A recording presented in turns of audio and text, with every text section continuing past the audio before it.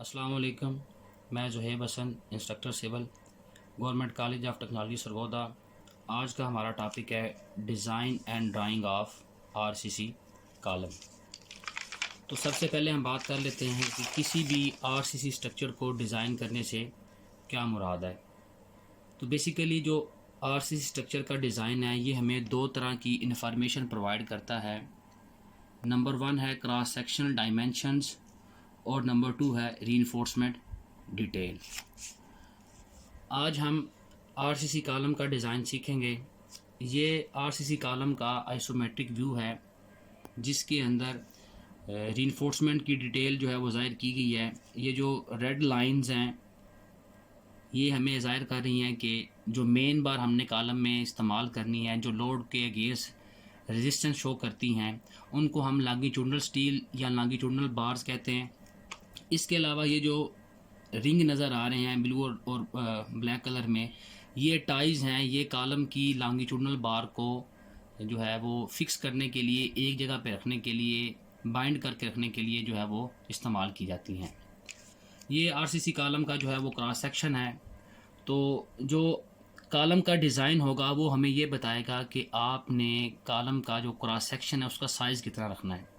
तो cross section के अंदर दो तरह की जो है वो मेजरमेंट आती हैं। एक विड्थ कितनी होगी और जो नंबर दो होगी कि आपने कॉलम की हाइट कितनी रखनी है। ये कॉलम का जो है वो एलिवेशन है। एलिवेशन के अंदर ये लाइन हमें जो है ये ज़ाहिर कर रही है कि जो लॉन्गिट्यूडनल बार है और ये भी लॉन्गिट्यूडनल बार है, इसके अंदर ये जो आपको स्ट्रिप या रिंग नज़र आ रहे हैं, बेसिकली ये टाइज़ हैं।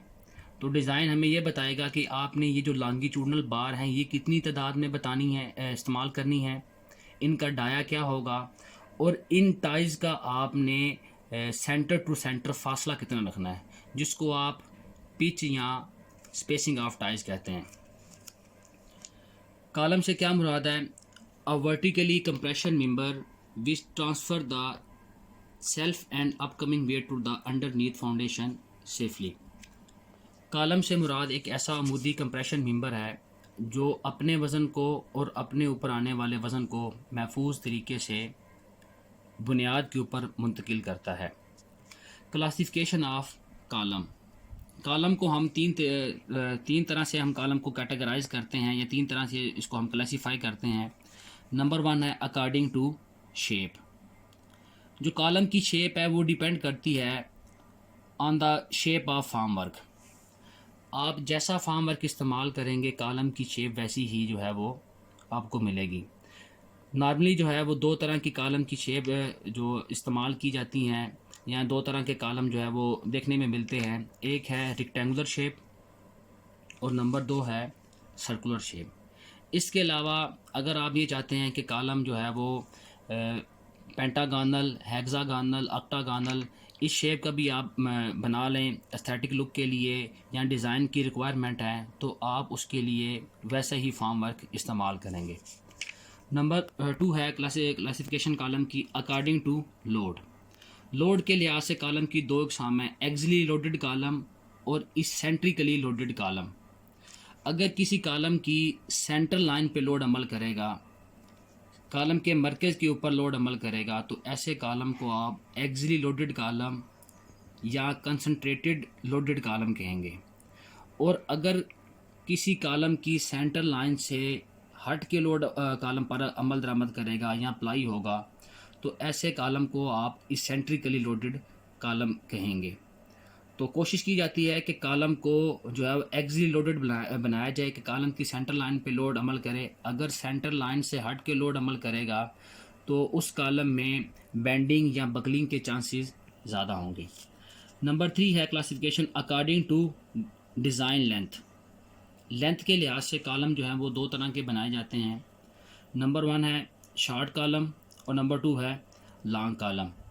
तो शॉर्ट कॉलम कहते हैं ऐसा कॉलम जिसकी इफ़ेक्टिव लेंथ और लीस्ट लेटरल डायमेंशन।